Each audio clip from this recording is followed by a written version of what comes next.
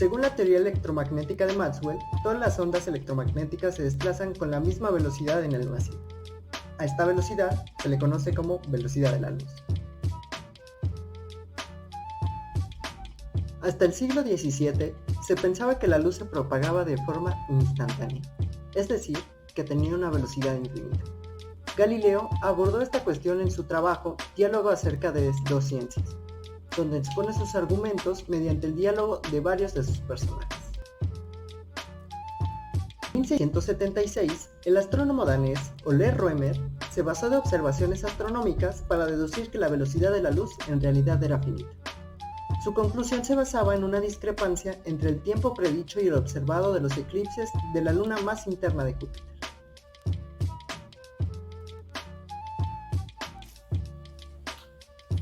Esta es una idealización del modelo que usó para calcular la velocidad de la luz. Como podemos ver aquí, lo más llamativo podría ser esta rueda dentada. Aquí hay que tener mucho cuidado porque los huecos de la rueda tienen que ser aproximadamente del mismo tamaño que los dientes. La razón de esto la veremos más adelante. Podemos ver aquí una fuente de luz no coalimada y aquí vemos en representación dos haces que pasan por una lente, la cual lo que hará es cambiar su dirección para incidir en un espejo semirrefractor. Lo que hace es que cuando incide un haz a 45 grados, por así decirlo, la mitad del haz va a refractarse, mientras que la otra mitad va a reflectarse. Entonces, al refractarse, estos dos haces se encuentran en un punto común. ¿Cuál es ese punto común? Bueno, pues es un hueco, un agujero de la rueda dentada. Entonces este haz podrá pasar para una vez más volver a incidir en una lente que lo que hará es hacer a estos dos haces paralelos. Entonces vienen aquí, recorren una distancia de aproximadamente 8 kilómetros para luego volver a toparse, a incidir con otra lente. Esta lente lo que hará es volver a juntarlos en un punto. ¿Cuál va a ser este punto? Un espejo que los va a regresar en distintas direcciones. En este caso, este haz viene hacia acá y el otro haz hacia acá y llegan a un camino un tanto similar. Pasan por lo mismo de acá. El chiste es que como por el momento esta lente está en reposo, va a volver a pasar, volver a incidir aquí, con la peculiaridad de que como la mitad del haz va a tener una reflexión, entonces van a tocar con otra lente donde alguien va a poder verla. Pero ¿qué pasaría si esta lente vamos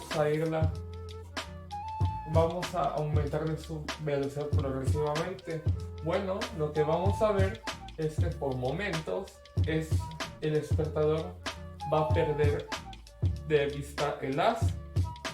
Va a llegar a un punto en que no va a haber ese haz de retorno.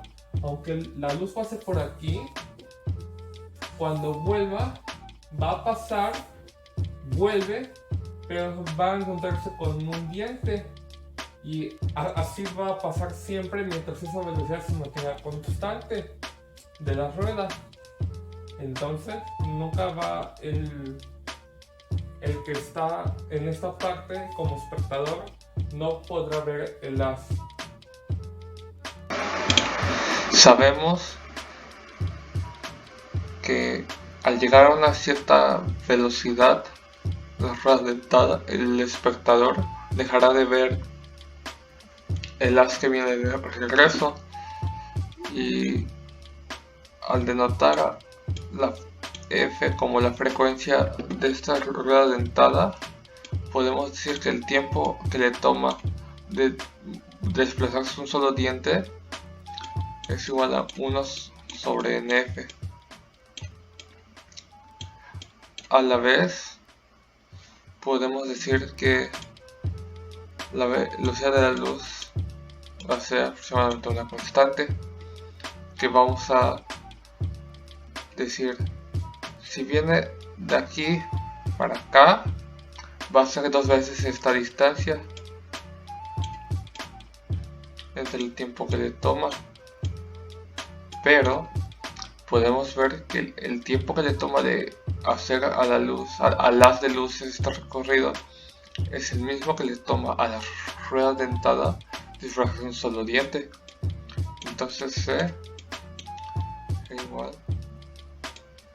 a 2 veces la distancia por NF.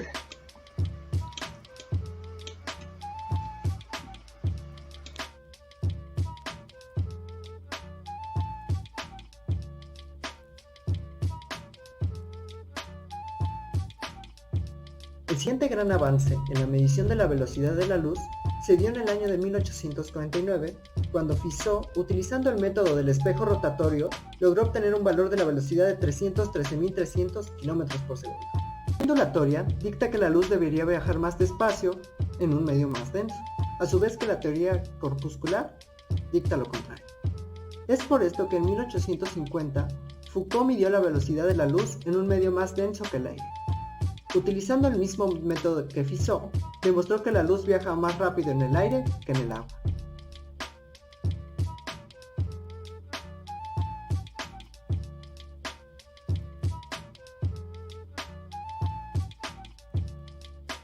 Albert Michelson obtuvo el premio Nobel por sus investigaciones con técnicas ópticas para efectuar mediciones más exactas de la velocidad de la luz.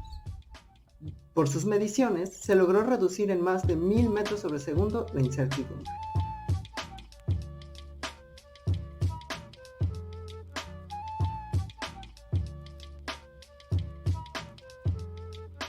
La invención de nuevas técnicas electrónicas, sobre todo aplicadas a las microondas, permitió realizar una nueva clase de mediciones durante la década de 1950.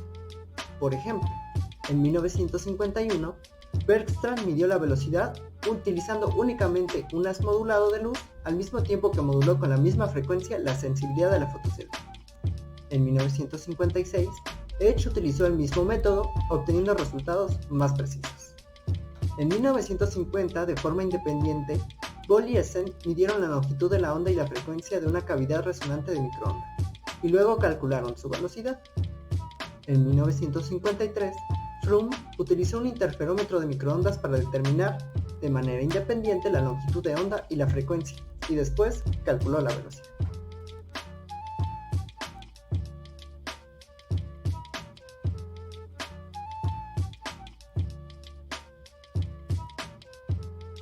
Con la aplicación de los rayos láser en 1970, se logró medir de manera directa la frecuencia y la longitud de onda de la luz, reafirmando así la relación que la velocidad de la luz es igual al producto de su frecuencia por su longitud de onda.